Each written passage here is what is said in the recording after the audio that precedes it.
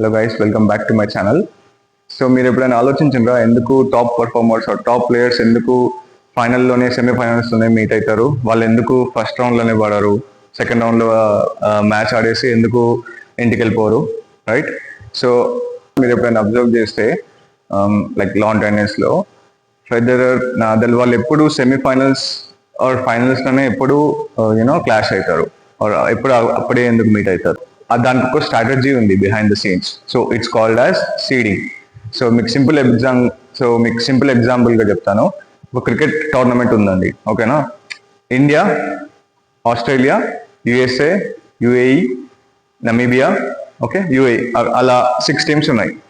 So India, Australia, UAE, Canada, USA, Namibia.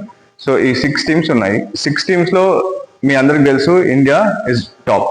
So India, Australia టాప్గా ఉంటాయి. అవి రెండు ఫైనల్కి వస్తేనే ఆ గేమ్ టోర్నమెంట్కి ఒక వాల్యూ అవన్నీ ఉన్నాయి, రైట్? సో ఇప్పుడు గ్రూప్ ఏ, గ్రూప్ బిగా డివైడ్ చేసినాం అనుకోండి. 3 teams, 3 in each boxes, okay, in each group. First గ్రూప్లోనే ఫస్ట్ మ్యాచ్లోనే ఇండియా, ఆస్ట్రేలియా పడ్డది అనుకోండి, నాకౌట్స్ అలా ఉన్నాయి అనుకోండి for example. So India, Australia ఏది గెలిచినా ఏది ఓడిపోయినా మంచి టీం అనేది రెస్ట్ ఆఫ్ ద టీమ్స్తో కంపేర్ చేస్తే మంచి టీం అనేది ఇంటికి వెళ్ళిపోతుంది, రైట్? సో దానికి అసలు వాల్యూ లేదు. So in the sense it's not fair, right? So అందుకనే సీడింగ్ కాన్సెప్ట్ అనేది తీసుకుని వచ్చారు. సీడింగ్ ఏంటంటే ఒక player or teams previous performance, వాళ్ళ బ్యాక్గ్రౌండ్ చెక్ చేస్తారు, వాళ్ళ స్కోర్ ఎంత, రేటింగ్ ఎంత, అవన్నీ చెక్ చేసి ఏం చేస్తారంటే అథారిటీస్, ఆర్గనైజేషన్స్ మంచి పర్ఫార్మర్స్ ఎప్పుడు ఇనిషియల్ స్టేజెస్లో మీట్ అవ్వద్దు.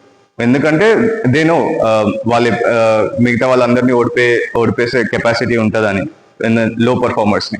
సో దే మేక్ షూర్ వీళ్ళు మంచి ప్లేయర్స్ అనేది ఎప్పుడు ఇనిషియల్ స్టేజెస్లో మ్యాచెస్ ఆడొద్దని, ఓకేనా? మ్యాచెస్ కొలైడ్ అవ్వద్దు వాళ్ళకి. సో గ్రూప్ ఏలో ఇండియాని పెడతారు ఫర్ ఎగ్జాంపుల్, అండ్ గ్రూప్ బిలో ఆస్ట్రేలియాని పెడతారు, ఓకేనా? అట్లా రేటింగ్ బట్టి వేస్తూ ఉంటారు. గ్రూప్ ఏలో టాప్, గ్రూప్ బిలో సెకండ్ టాప్ పర్ఫార్మర్, ఓకేనా? అది కూడా 1 పైన అక్కడ వేస్తారు, కింద టాప్లో వేస్తారు గ్రూప్ ఏలో ఇండియాని, బాటంలో సెకండ్ పర్ఫార్మర్ వేస్తారు. మళ్ళీ థర్డ్ పర్ఫార్మర్ని మళ్ళీ ఇక్కడ గ్రూప్ ఏలో బాటంలో వేస్తారు, ఓకేనా? అలా వేస్తేనే మీకు సెట్ అయిపోతుంది, ఓకేనా? ఇన్ గ్రూప్ ఏలో కూడా top performer, first performer cannot compete with third performer, ఓకేనా? అది కూడా with in the group. So వాళ్ళని మళ్ళీ ఎలా అయితే మనము బ్యాక్ ఎండ్ లో వేసామో గ్రూప్ ఏ, గ్రూప్ బిలో, గ్రూప్ ఏలో కూడా 1-3 అలా వేస్తారు. 1-2 అండ్ దెన్ 1-3, ఓకేనా? ఇక్కడ బాటమ్ వేస్తారు గ్రూప్ ఏలో థర్డ్ పొజిషన్ ని. సో అలా సీడింగ్ అనేది మనకి హెల్ప్ఫుల్ అవుతుంది ప్లేయర్స్ కి కూడా. అది it's a right thing to do, ఓకేనా? Yeah, thanks for watching this video. ఈ వీడియో మీకు నచ్చితే please like, share and subscribe.